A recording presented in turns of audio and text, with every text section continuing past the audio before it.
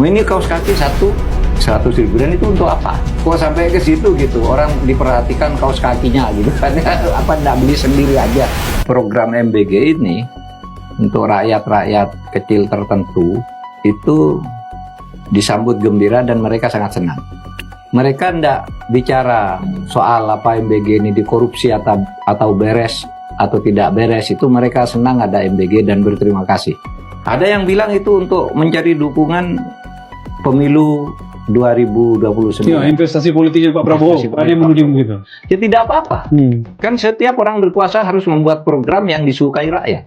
Tetapi kita kan hidup bernegara harus ada pertanggungjawaban terhadap kasus-kasus yang muncul. Misalnya orang yang keracunan, itu kan banyak sekali yang keracunan. Meskipun kalau di persentase kecil gitu, kemudian ada makanan yang tidak sesuai dengan standar gizi dan sebagainya. Lalu pemborosan, itu ada. Sekarang sudah ada motor listrik, ada kaos kaki 100.000. Ini kaos kakiku ini 100.000 dapat 3, kan bagus. Beli di online aja kan banyak sekarang. Kaos kaki Pak Mahfud 100.000 itu dapat 3 dapat 3 ini. Ini kaos kaki satu 100.000 dan itu untuk apa? Kali 17.000 Pak. Hah? Kali 17.000. Kali 17.000. Iya, sehingga 6,9 miliar, 7 miliar lah. Iya. Dan itu untuk siapa dan untuk apa gitu kan? Gitu kan?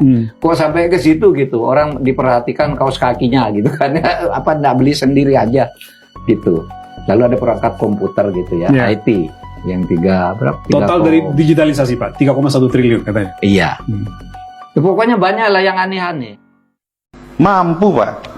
Program lain malah dipakai buat motor trail Pak. Ini buat kesehatan rakyat Pak. Serapan anggaran MBG di tahun 2025 yang dilaporkan kepada kita di sini, serapannya 81,6% Pak dari 71 triliun. Ya. Andai kata anggaran yang sudah disediakan di 2026 ini sebesar 335 triliun, serapannya misalkan naik nih dari 81,6 jadi 85%. Artinya yang tidak terserap 15% senilai sekitar 50 triliun Pak. 50 triliun ditambahkan 56 triliun yang sudah dianggarkan untuk PBI, 106 triliun Pak. Tinggal nambah sedikit, 100% warga negara Indonesia sudah bisa dijamin kepesertaannya oleh BPJS Kesehatan.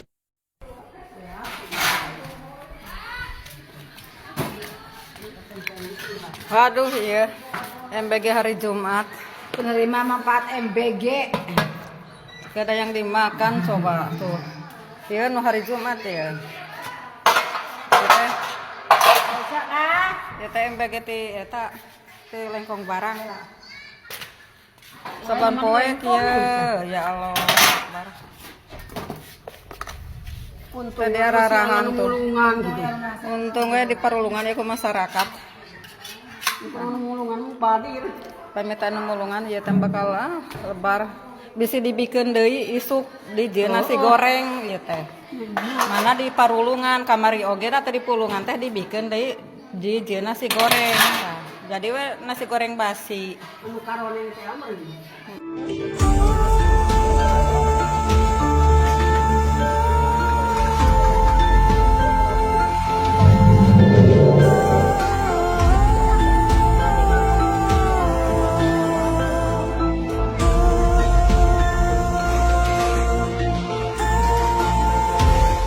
Oh, Tuhanku MBG, mana lah Pak ini MBG Bapak ini. Apakah layak ini Pak kami makan MBG mie muntah nih Pak ya, mie muntah nih sama kuahnya air sumur nih Pak. Ini kuahnya pakai Reiko ya Pak ya. Paling nggak dimasak nih kuahnya Pak. Ini mie muntah Pak. Kalau kita kasih ke anak kita langsung mampus anak kita mencret ya Pak ya.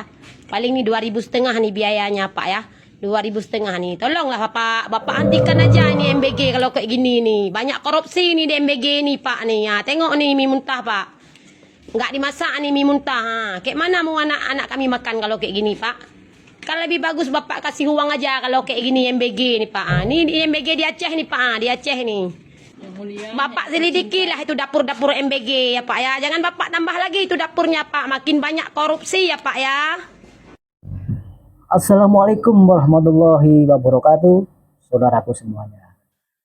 Dari Sabang sampai Merauke, dari Miangas sampai Pulau Rote. Semoga tetap diberikan kesehatan, kelancaran beraktivitas, rezeki yang berlimpah ruah.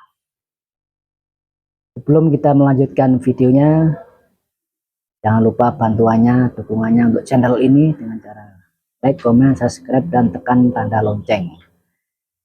Semoga channel ini kita bisa berkembang menayangkan berita yang bermanfaat untuk masyarakat luas. Dimanakah videonya? Mari kita lanjutkan ceritanya berikut ini. Kerakusan dan kesewenang-wenangan pemerintah terhadap pendidikan luar biasa, selalu memaksakan tentang MBG, makan. Yang kita tahu banyak sekali ya teman-teman ya, sekolah yang tidak layak. Nih contohnya nih, ada di Manggarai ya, silakan dicek nih videonya.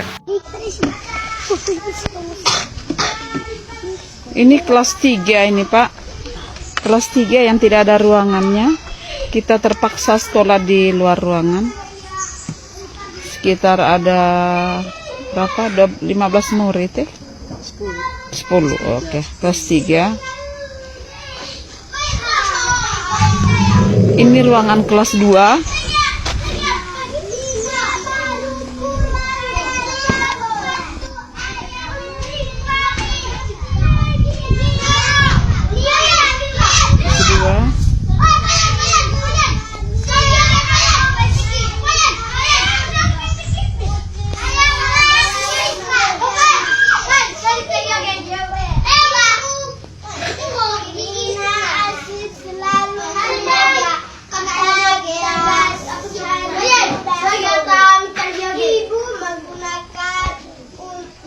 Berlantai tanah.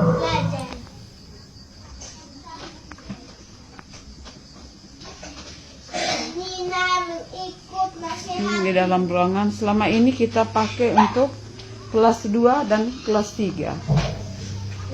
Tapi ketika pelajaran mulai maka kelas 3 di luar, kelas 2-nya di dalam. Terima kasih. Miris kan? Oh, nggak bakal mikir pemerintah mah, yakin gua yang begitu. Orang ajang manfaat semua tuh MBG. Bener gak komennya di bawah ya. Bagi Pak Presiden Prabowo Subianto, MBG itu menjadi harga mati yang tidak bisa ditawar lagi. Makanya jangan heran ketika Pak Presiden menegaskan program MBG ini akan tetap berjalan di tengah efisiensi anggaran akibat krisis global. Bahkan Pak Prabowo menekankan penghematan anggaran itu bisa dilakukan di sektor lain tanpa harus mengganggu program prioritas MBG itu sendiri. Dan ini disampaikan secara optimis dan juga percaya diri oleh Pak Prabowo. Saya tidak tahu ini skala prioritas untuk siapa sebetulnya. Saya tidak mengerti bagaimana cara berpikirnya Pak Presiden dalam menentukan skala prioritas. Kok seolah-olah ini mengedepankan hawa nafsu dan mengorbankan rakyat. Entah ini memang untuk menyelesaikan masalah bangsa seperti yang selalu digaungkan oleh Pak Prabowo terkait dengan stunting, atau memang untuk menuju politik pemilu 2029. Belum lagi ketika kita tahu program lain juga seperti sekolah rakyat, Koperasi Desa Merah Putih itu juga menyedot anggaran yang cukup besar. Kalau memang mau serius untuk melakukan tata kelola MBG dengan mengevaluasi, melakukan reformasi, ya silahkan dilanjutkan di daerah-daerah 3T yang itu lebih membutuhkan. Kalau seperti sekolah-sekolah di perkotaan, bahkan tidak sedikit juga sekolah yang menolak MBG tetapi tetap dikirim, itu hanya akan sia-sia dan berakhir di tong sampah gitu, karena tidak dimakan oleh anak-anak. Merujuk dalam teori transformational leadership, Pak Prabowo itu memang ingin membawa dampak yang fundamental, seperti tak menyelesaikan masalah stunting, tapi terjebak dalam narcissistic leadership, pemimpin yang cenderung memaksakan kehendaknya untuk merealisasikan program-program demi warisan politik atau legacy yang itu sebetulnya tidak diharapkan oleh rakyat karena bertentangan dengan suara rakyat, dan kondisi ekonomi kita juga sedang tidak stabil. Ini terus dipaksakan. Teman-teman sepakat nggak kalau MBG ini diberhentikan saja? Gimana menurut pendapat teman-teman? Aneh sekali ini lor. Ini kartu Indonesia Sehat ini sudah diblokir, sudah diberhentikan oleh pemerintah, bukan punya saya saja. Jadi sekitar 11 juta ini sudah diberhentikan atau dinonaktifkan. Ini lucu. Ini program yang sudah manfaatnya dirasakan oleh masyarakat banyak. Sementara MBG yang masih dalam tanda tanya ini semakin digalakkan, semakin digencarkan. Anehnya lagi ada satu program namanya gentengisasi. Jadi setiap rumah, setiap pabrik, setiap kantor nanti atapnya diganti genteng. Terus nanti Koperasi Merah Putih nanti punya pabrik genteng sendiri. Tapi lucunya lagi lor, bangunan Koperasi Merah Putih tidak memakai genteng. Harapan ke depan, harapan saya nanti ada program gedekisasi. Jadi biar pejabat-pejabat seperti saya ini semakin banyak yang berai gedek.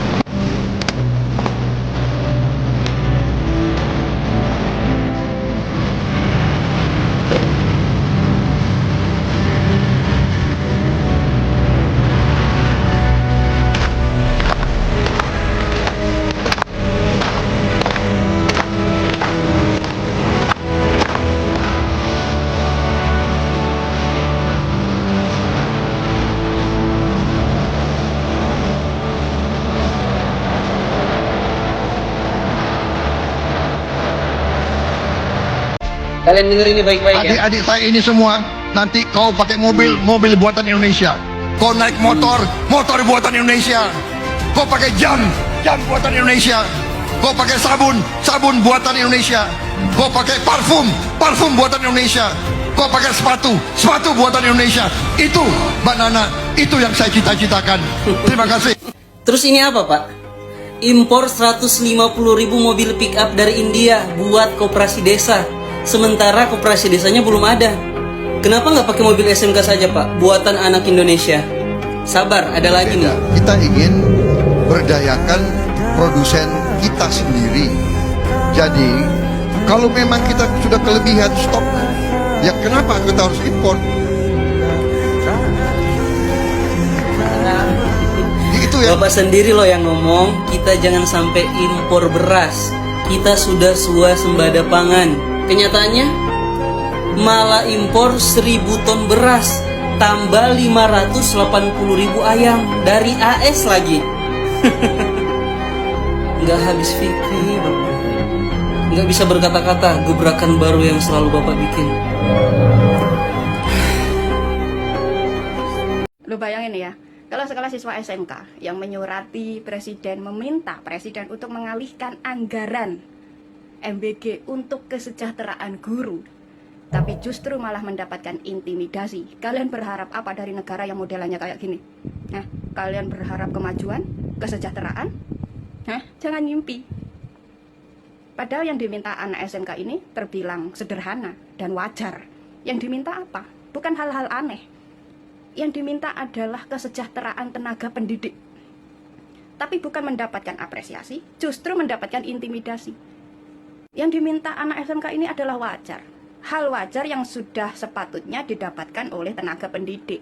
Iya kan? Kalau di negara maju manapun, yang namanya tenaga pendidik, gajinya udah pasti jauh lebih tinggi daripada gaji pencuci ompreng. Iya kan? Tapi faktanya di negara berkembang kayak Indonesia, gaji pencuci ompreng lebih besar daripada gaji tenaga pendidik. Orang yang notabene mencerdaskan generasi muda. Ini ironis. Lebih ironisnya lagi ketika ada anak SMK yang meminta kesejahteraan guru mereka bukan mendapatkan apresiasi, justru mendapatkan intimidasi. Ini kan tolol. Dan dari sini nih, dari ketika ada anak SMK menyuarakan harapannya, menyurati presiden, meminta presiden untuk mengalihkan anggaran MBG untuk dialihkan ke kesejahteraan guru, ternyata malah mendapatkan intimidasi. Dari sini kita sudah bisa melihat bahwa program MBG ini bukan program, bukan program pemerintah untuk mensejahterakan atau memperbaiki gizi anak-anak Indonesia, tapi proyek bagi orang-orang yang punya kepentingan di situ, proyek dari orang-orang yang hanya mengejar cuan.